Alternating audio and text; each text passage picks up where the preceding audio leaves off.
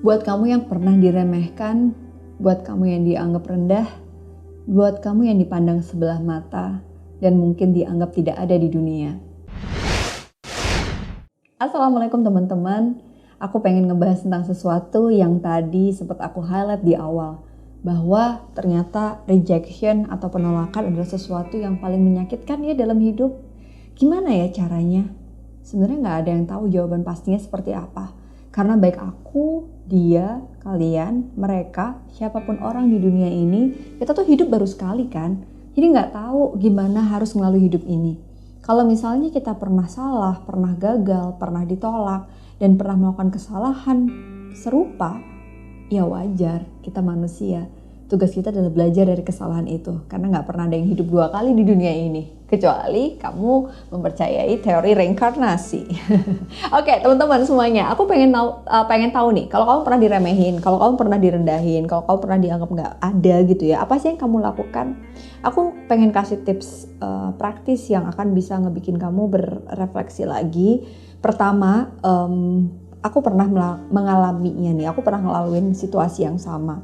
Dianggap remeh, disindir, dinyinyirin, bahkan diblok untuk masuk ke dalam lingkungan mereka atau diblok di media sosial. Dan itu menurut aku adalah sesuatu yang hak mereka gitu. Mereka mungkin sedang punya bisnis atau urusan untuk berproses dengan diri mereka. Nah, prosesku adalah menghadapi rejection atau penolakan itu sendiri. Nggak mudah teman-teman, jujur itu nggak mudah.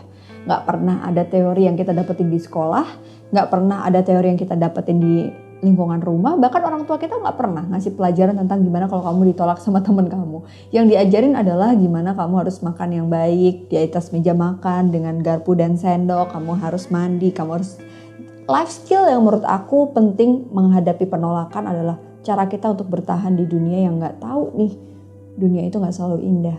Karena kalau semuanya indah, semuanya happy, kita nggak belajar tentang bagaimana caranya kita merasa unhappy.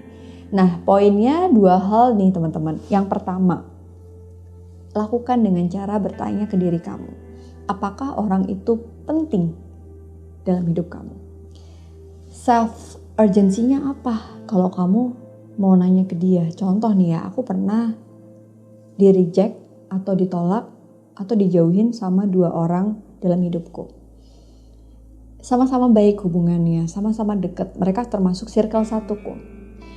Atau mungkin circle 2, termasuk lingkungan dekat lah. Tiba-tiba aku memutuskan untuk mengambil 2 langkah yang berbeda.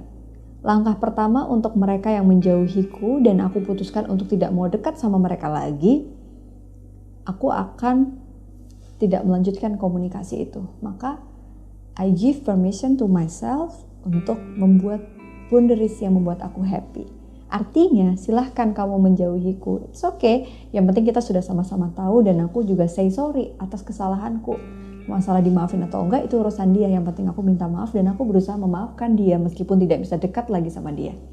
Nah yang kedua, ketika aku dijauhin atau ada masalah atau aku direndahkan oleh orang yang aku sayangi, yang aku ngerasa masih pengen punya hubungan yang baik dengan dia, ada miskomunikasi, dua-duanya sama miskomunikasi. Tapi yang satu aku gak mau ngelanjutin untuk dekat sama dia, yang satu lagi aku masih pengen dekat sama dia. Teman-teman pernah gak sih dihadapin pada situasi seperti itu?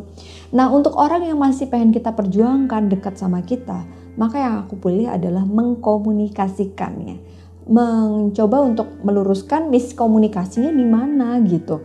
Nah akhirnya orang-orang yang memang dia baik untuk kita, ketika kita berusaha untuk menjalin hubungan baik lagi, itu akhirnya kayak bisa baik lagi gitu.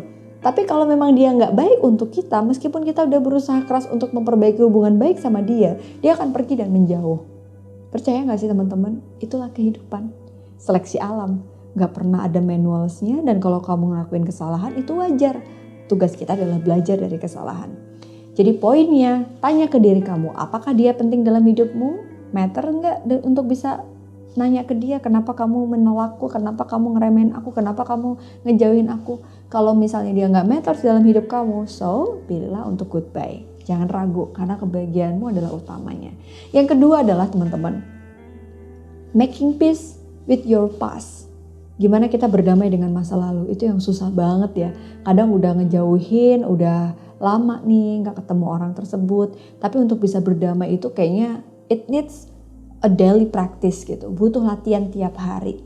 Nggak mudah, tapi memang aku ngerasa harus dilatih terus tiap hari.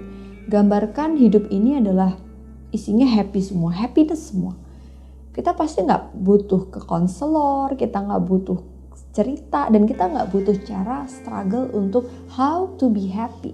Kenapa hidup ini adalah perjalanan untuk mencari kebahagiaan? It's a process gitu.